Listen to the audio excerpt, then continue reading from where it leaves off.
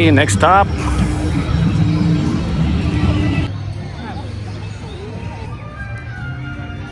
Welcome to Toy Story. Sinong nakapanood sa inyo ng Toy Story? Ako yung ano lang part 1 lang. Si Woody Woodpecker.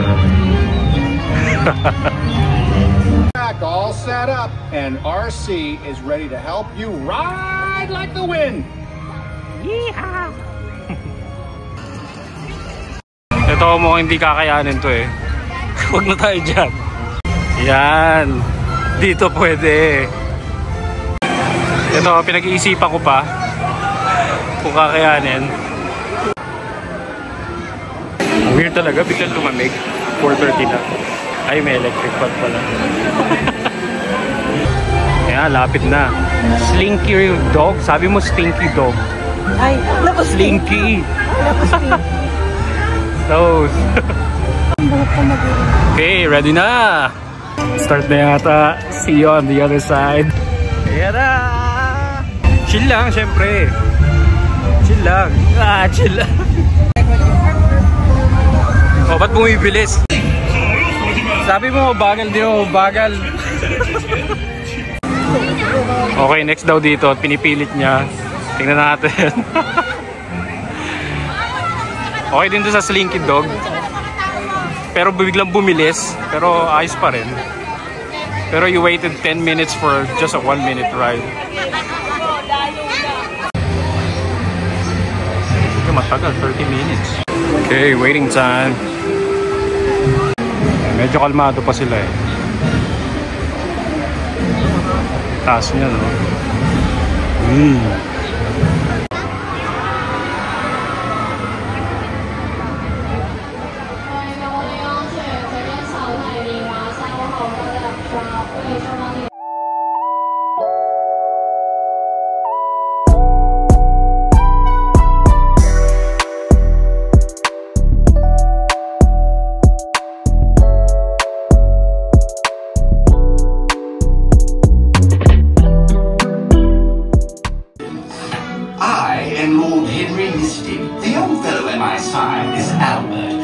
Ito ang situation natin dito sa loob ng Mystic Manor habang naghihintay.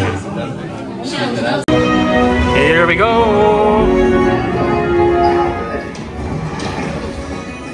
Yeah, I was just looking for... Oh, there's the music.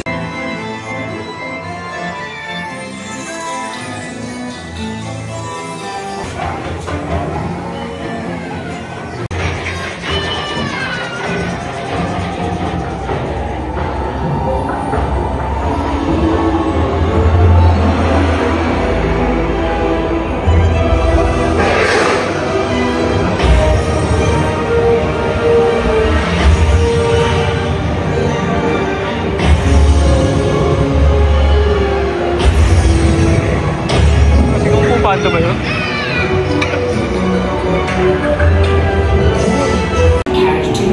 That was it. Kinalaw ng monkey yung mystic box.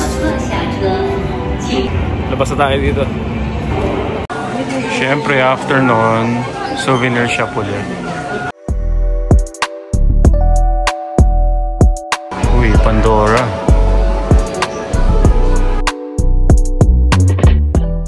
So I guess another type of roller coaster. Ayoko na dyan. Hindi na kaya.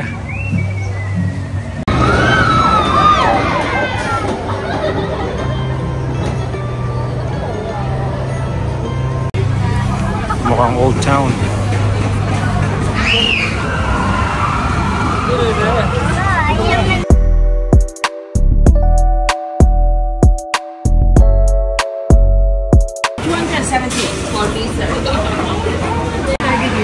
Ito ang kanilang 90 Hong Kong dollars na food. Pwede na. Kain muna tayo.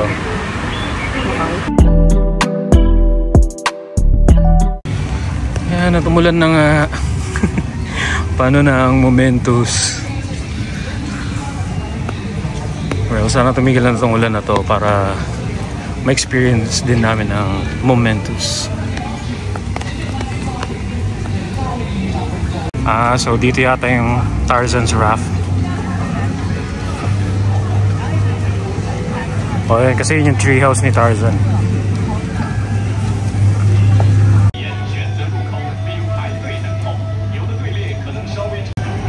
And there's also a cafe here where you can dine in.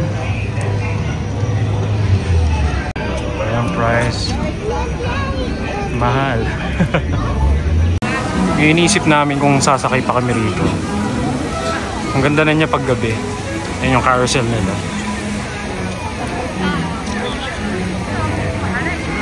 We're back to the castle. Kamukha niya sa Takeshi's Castle. You know what I'm talking about. Okay, getting ready for the mementos. Yeah. And look at the crowd. Oh my. Wala na ulan, so pwede na.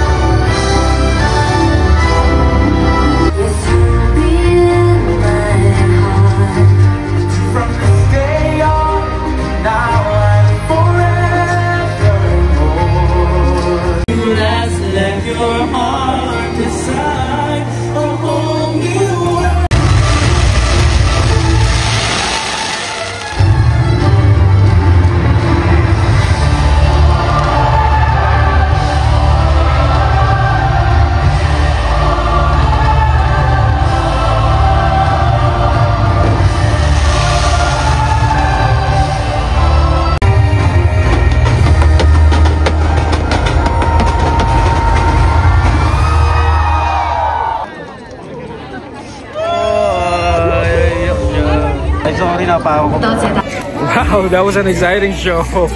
Kailangan ma-experience nyo talaga to. So, minsan lang to eh. So, try nyo pumunta rito. Ganda. Promise. Uyan na! Wow, parang zombie apocalypse. Pumunta tayo dito at para ako nalumpo. Total, mahirap naman makipagsiksikan dun eh. So, di ko lang kung mag-TR ba tayo or taxi na lang ulit. Bahala na. Tingnan natin yung crowd sa labas mamaya. Yung gawin nyo, pag uwian na, huwag muna kayong umalis agad. Para hindi siksikan.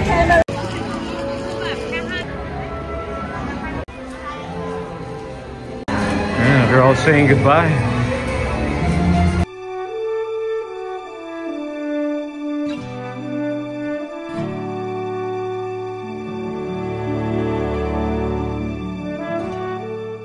Good morning everyone, and yeah, it's our third day here, and wala na, hindi na ako nakapag-vlog last night pag-uwi. Sobrang pagod na talaga ako.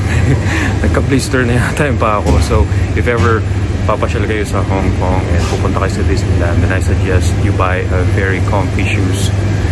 Siguro na yung mga running shoes na, yung talagang may squeezy na sole para hindi ganun kasakit sa paa. Anyway, we're here at 7-Eleven for our breakfast. Tapos, papasyal tayo mamaya. Tingnan saan tayo pwede pumunta. Let's go!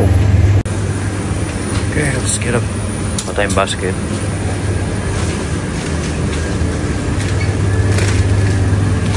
What we got?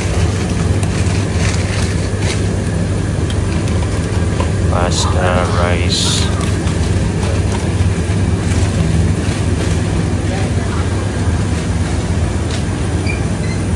Yung price niya.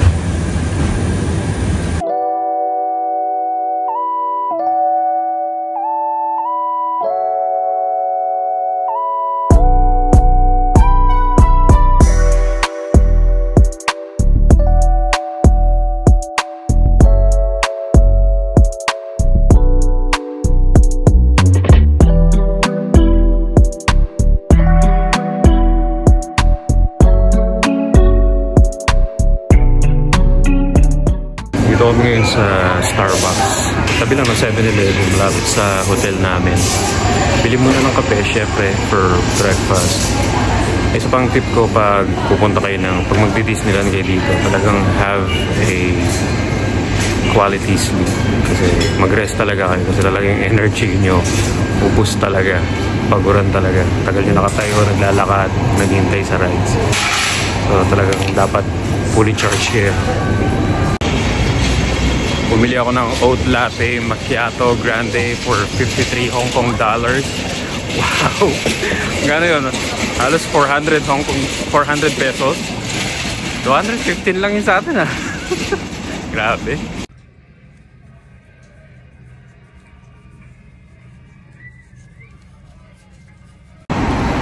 We're heading to Harbor City Mall.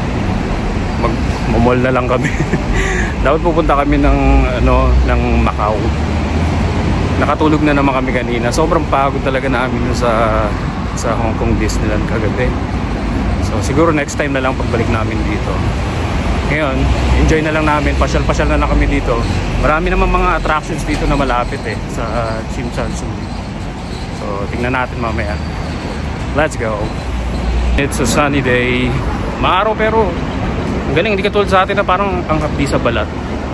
Dito okay lang. Maaraw pero hindi ganun sobrang init.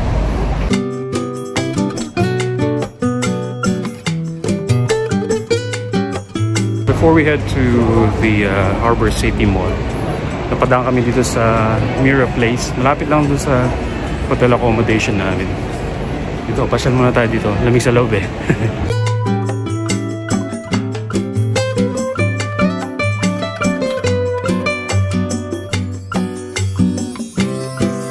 Yung mga sneakers nila dito, same din lang naman yung price sa atin eh. Actually, panoorin nyo yung isang video ko, yung mga outlet store sa Laguna. Doon, nandun yung mga hidden gem, mga murang shoes. Mga around 2,000, 3,000, yung mga worth 10,000, mabibili mo na 5,000. Dito same lang eh.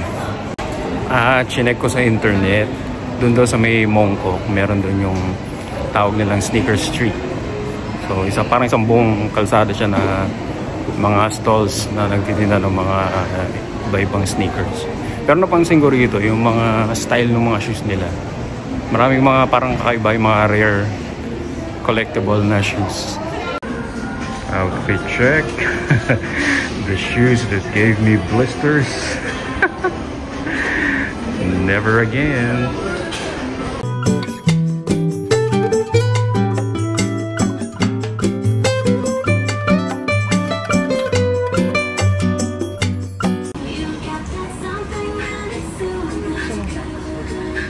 Wala, akala ko pang bata. Pwede na pala pang teens yun. Akala ko pang toddler. Laki pala ng shop nila. Akala ko maliit lang. May mga kids section, marami rin pala. Sa taas yata Uniqlo.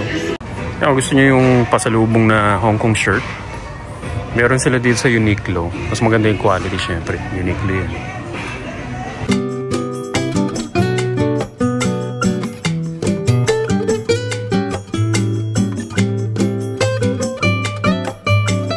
Sakit na naman pa ako. Pansin ko lang wala naka-chinelas dito. Lahat naka-shoes.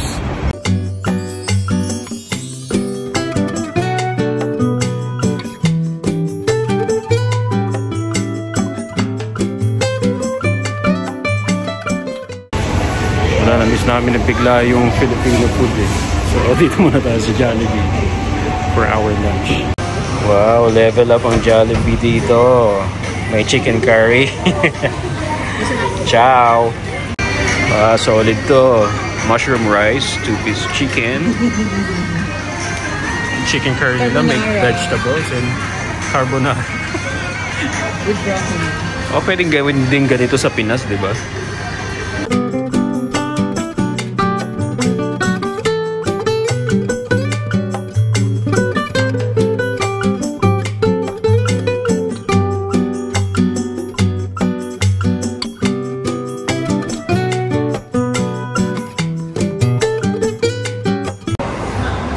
Puro mga luxury brand pala rito.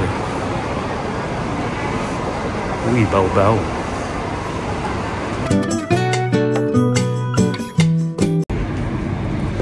Yung may part yung Harbor City Mall na paglabas mo, may parang may place siya na upuan. Tapos, enjoy mo lang yung view ng ocean. Nice. Feeling ko maganda rito pag sunset. Ganda. Yeah, this place is so mesmerizing. You know, people come here just to sit down and just watch the sunset, chill and relax, enjoy life as always.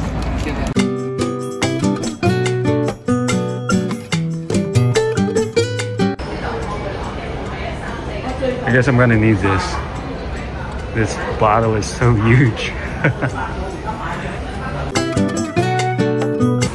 If you love makeup, yan, isang hilera ng makeup to.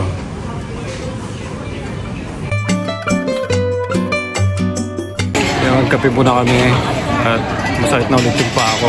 Kailangan. Dito kami sa Lady M New York Cafe. Dito pa rin sa Harbor City Mall. After dito, paglabas namin, check namin yung isa pang 1881 Heritage something. Hindi natin kung meron doon.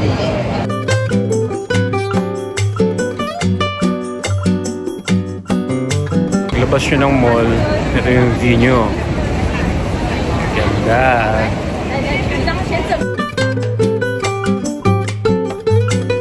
Napakaganda ng harbor talaga. Mas maganda pag nandito kayo in person, pag nakita nyo to. Sobrang ganda.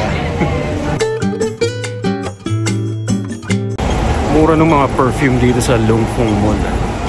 Legit kaya? Yung Mont Blanc na Legend na 30 ml, nasa 150 Hong Kong dollars. So parang, kano yun? 1,200 pesos lang. Anyway, sa harap lang to ng 1881 Heritage Mall. Yeah, tapat lang yan.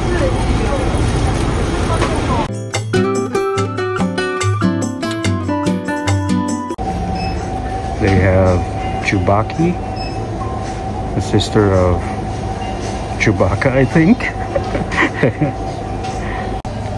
At para sa inyong mga insect bites and dry lips, yata si Lucas Papao for only 32 Hong Kong dollars.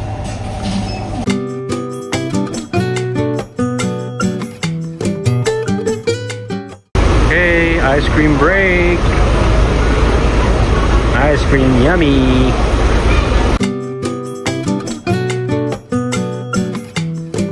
Yan, dito na tayo sa loob ng 1881 Heritage Mall na dati daw Marine Headquarters, I think.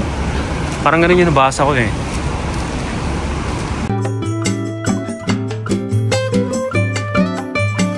Next naman is Cultural Center. Malapit din lang dito, mga 4-minute walk lang. Wala, nag-picture-picture lang kami doon. Ang ganda ng ano eh. Ang ganda ng background. Here we go. Ito na yung famous na Cultural Center. Ito yung lagi nakikita natin sa Instagram, yung mga Instagrammable spot here in Hong Kong. Pag galing kayo sa 1881 Heritage Mall, tatawid ka lang ng kalsada. Tapos andyan niya rin yung Big Ben na clock. Magkakasunod na yan. Tapos yung TST Promenade. Siyempre, picture-picture tayo dito.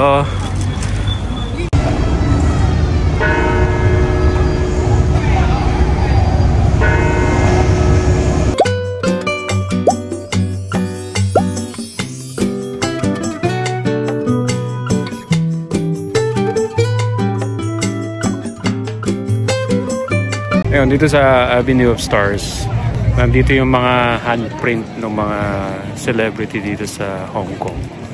Hinahanap ko yung kamay ni Lee Min Ho. Mali, Korean pala yun.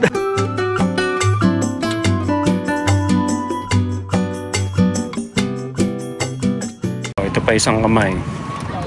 ni Miss Josephine Xiao Fong. Dito pala si Ate Josephine.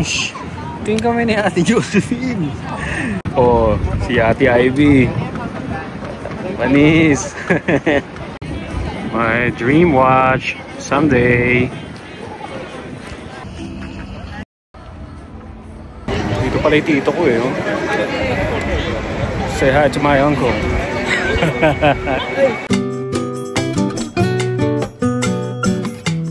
Tambay muna kami dito guys sa Starbucks.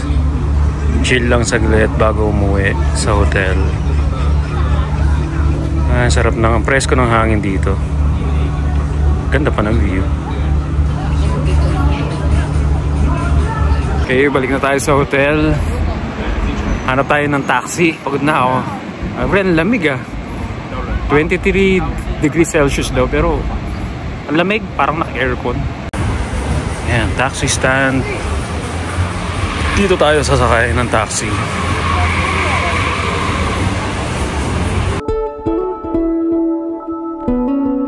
Good morning! It's our last day here in Hong Kong. So bago kami pumunta sa airport, check daw namin tong Kowloon Park. Dito rin lang sa along Nathan Road sa Tsim Sha Tsui. Ganda yung panahon ngayon, makulimlim, hindi mainit. Gabi pa yung flight namin eh. So, check out sa hotel is 11. So, tambay muna kami rito saglit. Tara, I'll show you around.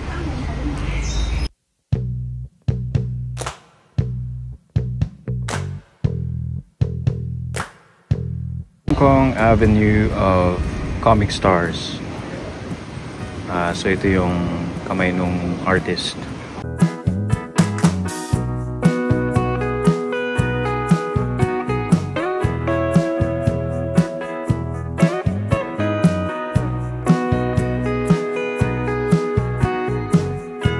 Take note guys, this park is free and it's in the heart of the city.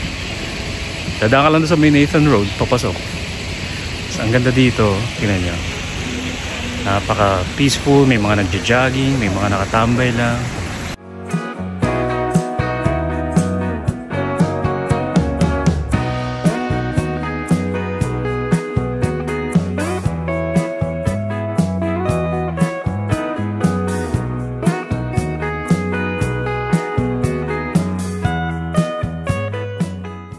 That's all for today guys. See you on the next one. Bye.